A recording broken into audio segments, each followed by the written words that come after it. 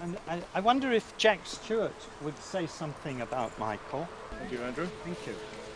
Yes, I think this is a wonderful, appropriate setting to celebrate Michael's life in, because I know he loved these gardens so much. I've been around them many times with Michael. I will miss Michael's cheerful presence and creative company, as I'm sure we all will. I know he and I had an affinity of taste, because we always chose the same thing for lunch.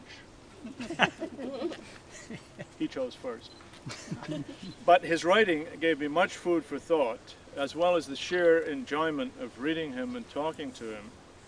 It was fascinating to watch him create a web of images, moons, mirrors, dark roses, dark water, in which to capture iridescent moods, moments, and memories.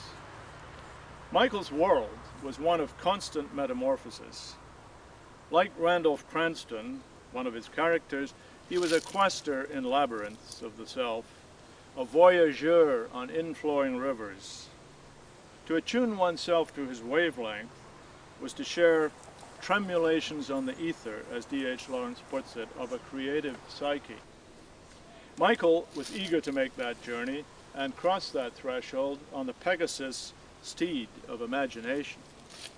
At the heart of his universe is the image, crystalline and multifaceted, or somber and mysterious, transparent as a magnifying glass, or opaque and gravid with feeling. His images translate being into seeing, start ripples expanding in the reader's imagination. But their ultimate significance is often hard to fathom. Images also translate sensations into words, and here Michael's experience as a translator stood him in good stead. It is as if he were a double ego, one of his titles, the left brain playing ringmaster to the circus animals, Yeats's metaphor, of a prolific right brain imagination. Prolific and protean. Metaphor transports the mind from one thing to another, connecting and fusing opposites. In Michael's surreal narratives, change is the only constant, as one shape suggests and sometimes digests another. On this creative carousel, animals, birds, fish, flowers, trees, landscapes, and bodyscapes come to life, meet, and change places. But a pattern always emerges, making his stories extremely readable. Michael's work deserves a wider audience. His fantasies and fables may seem esoteric, but they are surprisingly accessible. Michael was not only a poet and storyteller, he was a doubly gifted artist. He emanated a creative aura and communicated his love of the creative process to others, such as myself. Many varieties of art appealed to him, as we can see by looking at the cover art and illustrations by himself and others, including his family members, Susanna and Daniel Cartwright, on or in many of his books. Vibrant designs and colored inks on paper accompany the highly visualized poems of colors, which Serena has just shown you her translation of. That book being the fruit of a creative collaboration with Lauriane Latremuy and Angus Bungay. As well as the fundamental personal sources of his imagination, the loss of his mother in infancy left an emotional void he always sought to fill. Michael had a vast knowledge of French, German, and Italian literature and of the visual arts.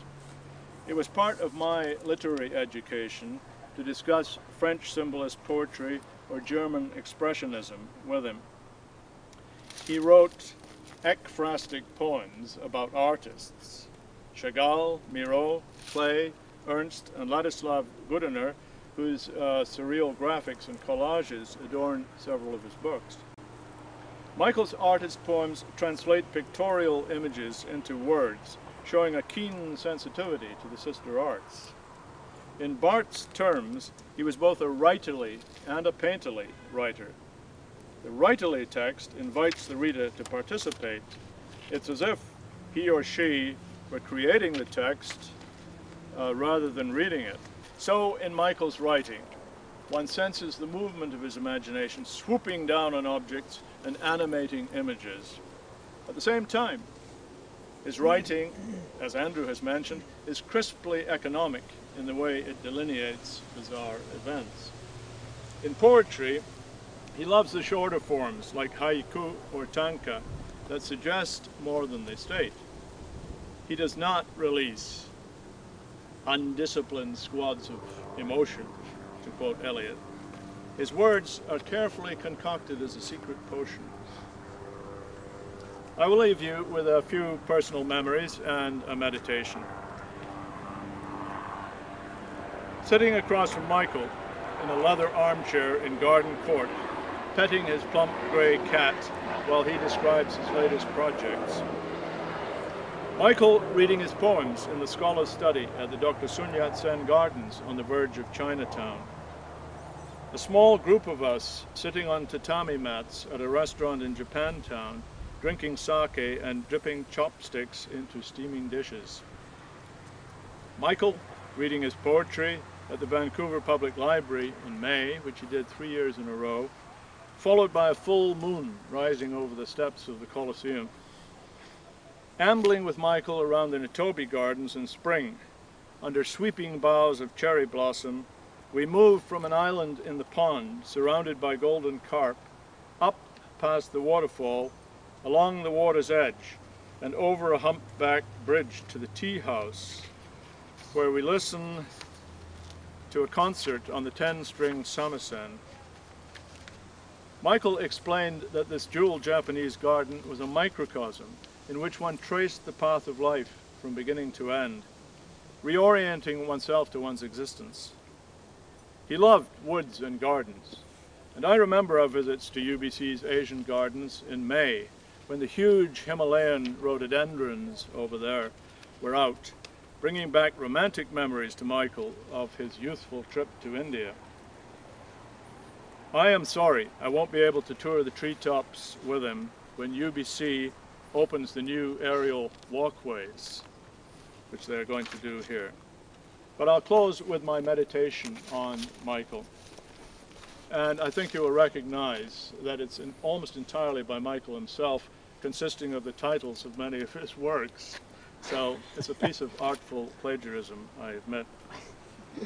Magus of imagination, robed in purple, magnifying, transmuting everything that comes within your orbit.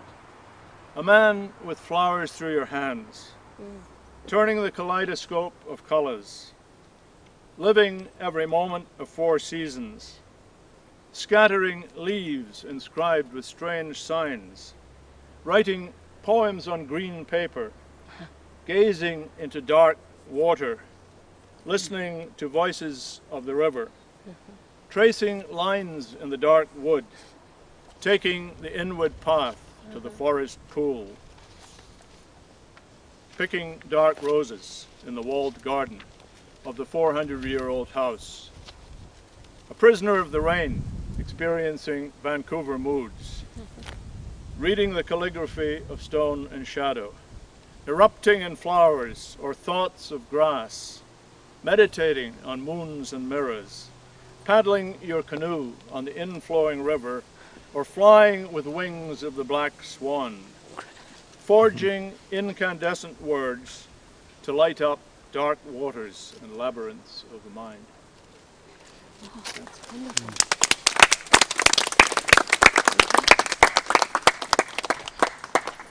Oh, that's wonderful. Well, that's wonderful. Wonderful presentations by Serena and Jack.